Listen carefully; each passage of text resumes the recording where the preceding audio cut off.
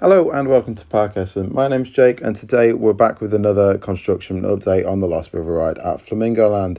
Now it's been about a month since the last update on the channel and quite a lot's happened. The first thing I'm going to talk about is the kiosk that you can see on screen now that used to sort of sit at the entrance of the ride has been completely ripped out. All the sort of walls and roof has been removed. The roof's been replaced recently. And the reason I bring this up first is because I personally think this could potentially be the new entrance for the ride. Now, this has been discussed previously in these updates, but I think that the fact that they've completely ripped everything out, there's sort of wires now hanging from the ceiling and loads of pipes and stuff. That kind of implicates that it might be a bit more of a permanent structure than before.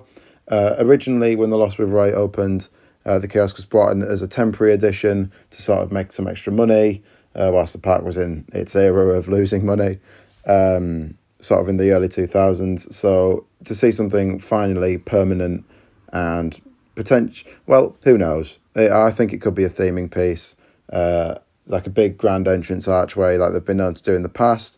However, time will tell.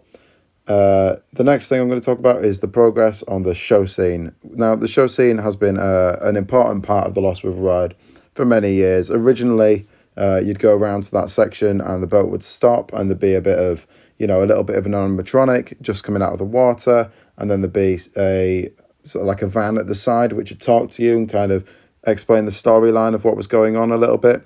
That hasn't been in operation since about 2015.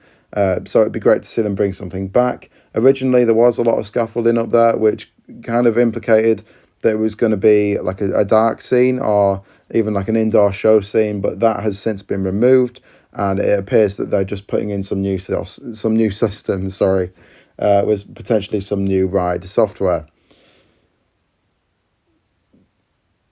Most noticeably, the top of the lift has now been put in place and the motor has been put in place also. You can see that the lift hill has been completed and there is a bit of a gap from the top of the lift hill to the next section, which will be where the little drop before the top turnaround goes in place.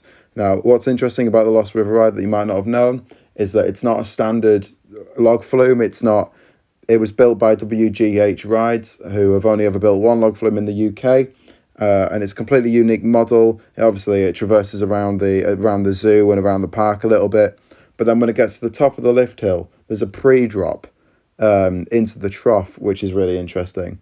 So instead of on a standard log flume where it just go to the top and then carry on, the Lost River Ride has a pre-drop. So it's technically a two-drop log flume, although no one else would class it as that.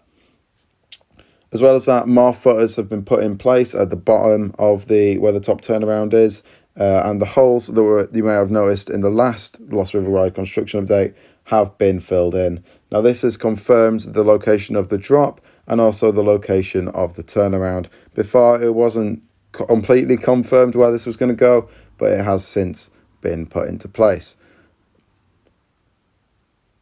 As well as that, the theming wall towards the back of where the old lion enclosure was, or is, you never know, has been complete. It's a massive wall and it could potentially be a massive building.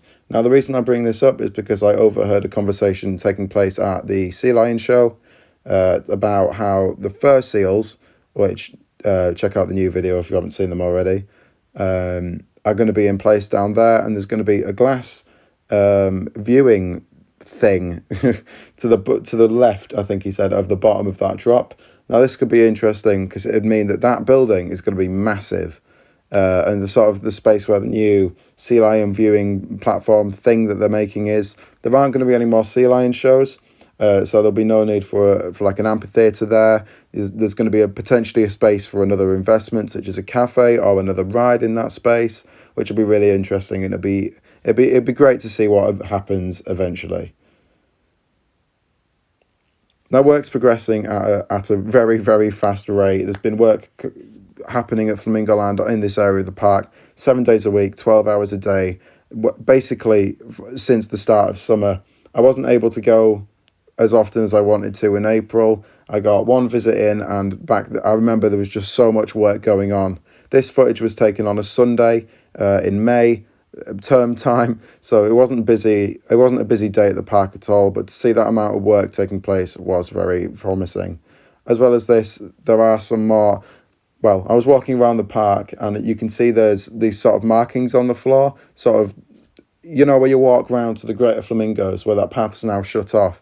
There's plenty of markings on the floor with USC.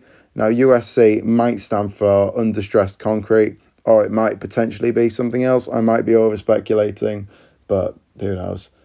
Anyway, that's about all I've got to bring you from this update. If you enjoyed this video, please make sure to like and subscribe. Leave a comment with your thoughts, as always, on the progress and the development of the Lost River Ride, and make sure you subscribe so you don't miss out on any future videos.